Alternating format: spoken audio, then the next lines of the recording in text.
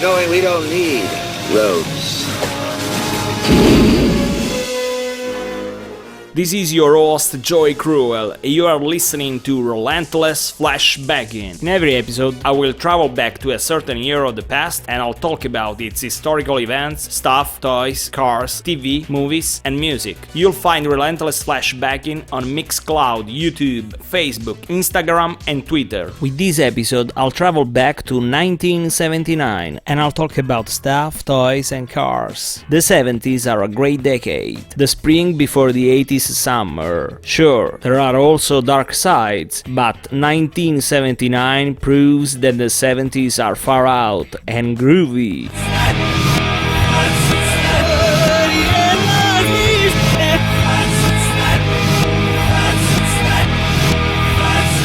In 1979, the third important software category, the database, blasts onto the scene with Vulkan, the predecessor of DBase 2 and its successors. 7up celebrates its 15th anniversary. It was sold for the first time in 1929 with the strange name Bib Label Lithiated Lemon Lime Soda, because until 1948 it contained lithium, a medicine against depression. This year, McDonald's introduces the Happy Meal that is created to attract children with a gift, such as a little toy, usually linked to movies, animated series, or other franchises. Obviously, this move has always attracted criticism, because if McDonald's can be harmful for grown-ups, we can imagine what damage can do to a child. LA Gear is founded in Los Angeles. At the beginning, it's only a shoes brand. Then it will mark the 80s and the early 90s also with a clothing line. The style is iconic and it's Los Angeles to the core. LA Gear, among all the spokespersons, will have even Michael Jackson.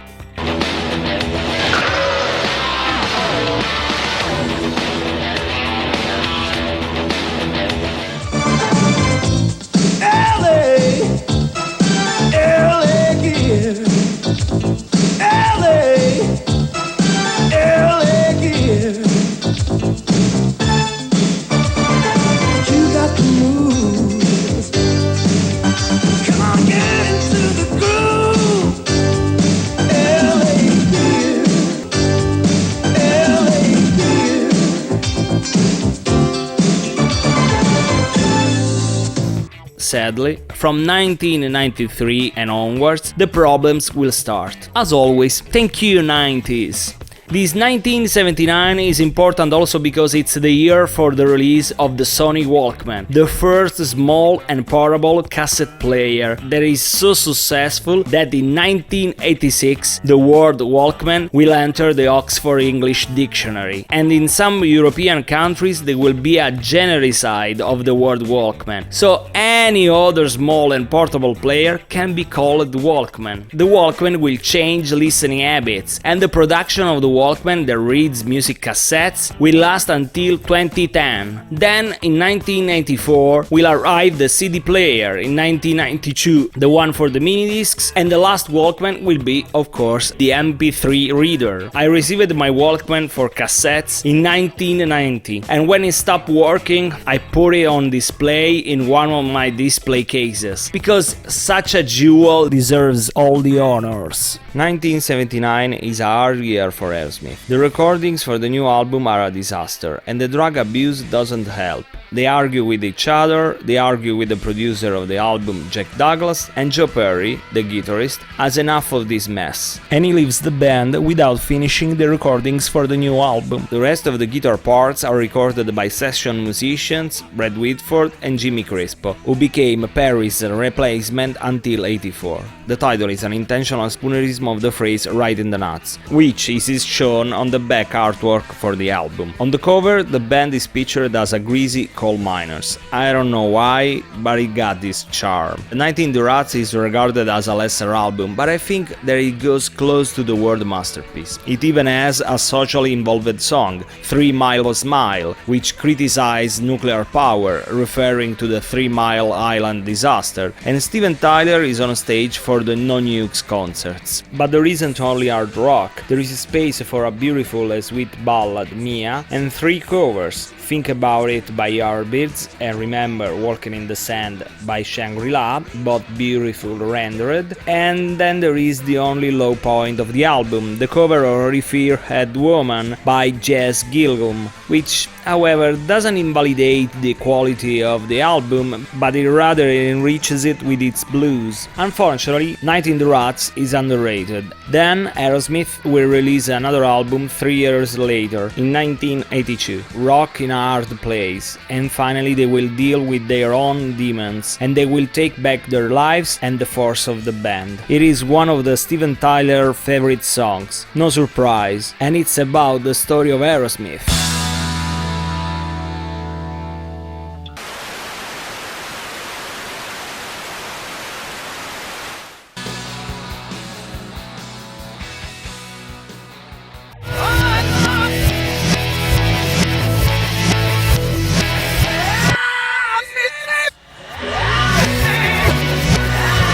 This section is about the 1979 automotive world. Following the Iranian Revolution, there is the second energy crisis, after the one that happened in 73. People panics and buys more gas than needed, exacerbating the situation that becomes paradoxical, since the Americans waste up their oil, idling their engines in the lines at the gas stations. This year is at the 8th place for their crude oil price ranking over 74 years, a ranking from the most expensive to the cheapest year. The price in 1979 is $25 or $87 in 2018 money. To let you understand the crisis impact, always speaking in today's money, in 1978 the price was $58 and in 1980 it will reach the worst peak ever, $115. Other useful comparisons are with 2018. The price will be $58, like 40 years before in 78, and then you can compare these prices with the lowest value ever. In 1998 it will be just $18.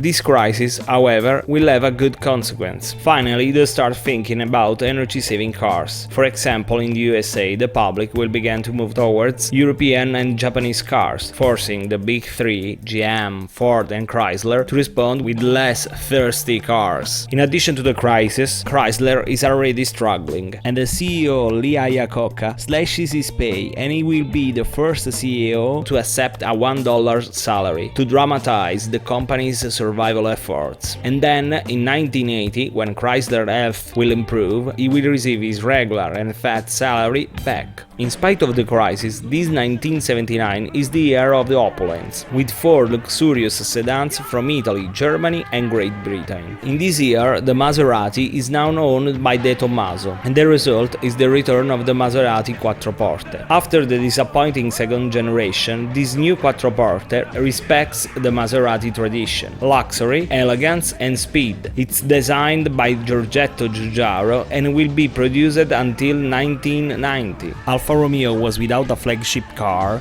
for 10 years, but this year, with a powerful V6, here is the Alfa Romeo 6. Its grandeur and its aggressive look scream that this car is 100% Alfa Romeo. The 6 will be produced until 1983, then there will be a restyling for the second series that will last until 1986. Of course, also the Mercedes comes with a flagship car that will leave its mark during the 80s. The W126 is an amazing sedan that represents the luxury declined according to Mercedes. Just a look and you will be breathless. This car will be produced until 1991. The third generation of the Jaguar XJ6 arrives and it becomes the ultimate example of British luxury. Thanks to a subtle redesign by Pininfarina, manages to become even more fascinating, and it will be the 80s Jaguar, since it will be produced until 1992. The Jaguar XJ6 will appear in 4 videos of the British hard rock group Whitesnake. between 1987 and 1989, consolidating its chart. Speaking of Whitesnake, in 1976 David Coverdale, after 3 years, left Deep Purple. Then he released 2 solo albums between 1977 and 1978, and then he founded Whitesnake, that released in 1978 an excellent EP, Snakebite, and the masterpiece Trouble. In 1979, Whitesnake releases the second album, Love Hunter, and as in Trouble, there is John Lord at the keyboards, an historical member from Deep Purple. Whitesnake becomes a force to be reckoned with, thanks to a blues-tinged hard rock masterpiece, with the warm voice of David that makes the boys rock and the girls melt. You can listen this album from the beginning to the end, with We Wish You Well, an epic and loving closure. But tonight, let's be carried away by Neil Murray's insane bass lines, with a lascivious and arrogant song. Here is Love Hunter.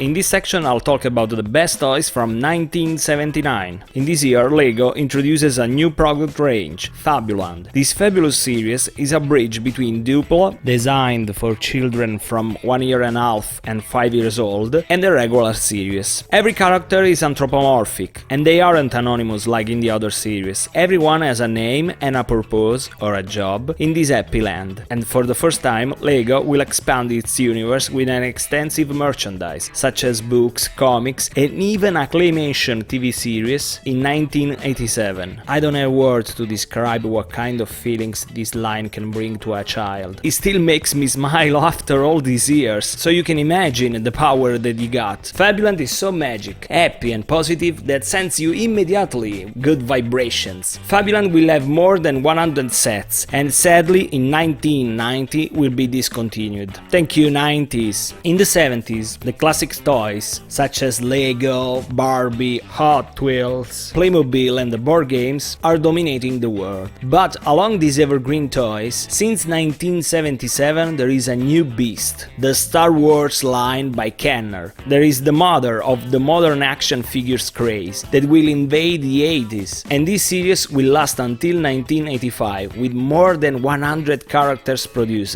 In 1979 the sales figures are at crazy levels, with earnings that go over $100 million every year, and for Kenner it's hard to keep production at the level of the demand. This year the line is more about vehicles than characters. Among the vehicles there is the Millennium Falcon, that instantly becomes the dream of every child of 1979. The only new action figure is Boba Fett, which can only be bought by mail, but fortunately in 1980 it will be sold on a regular basis. AC/DC releases Highway to Hell, their 6th album, or the 5th one outside Australia. This one is one of the most famous records from the Australian band, but it will be the last album with Bon Scott on vocals. Highway to Hell is produced by Matt Lange, who will be a key factor for the Def Leppard success. And we got a colossal masterpiece. Every song is perfect, and with the expected AC/DC sound. Even songs like Nightcrawler, that is so ZZ Top, or Touch Too Much, that is so Kiss, and yet these songs are also so AC/DC. With this record, AC/DC consolidate even more their success outside Australia, and 1980 will be a sweet and sour year. With this album, the episode ends. In the next episode, I'll talk about 2009. Please subscribe to the channel and follow the show on Facebook, Instagram and Twitter. If you want to give your support, please visit Teespring and Patreon. Relentless Flashbackin is easy to find, because the name is unique all over the web.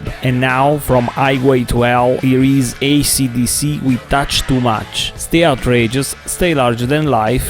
Romeo, Foxtrot, Bravo.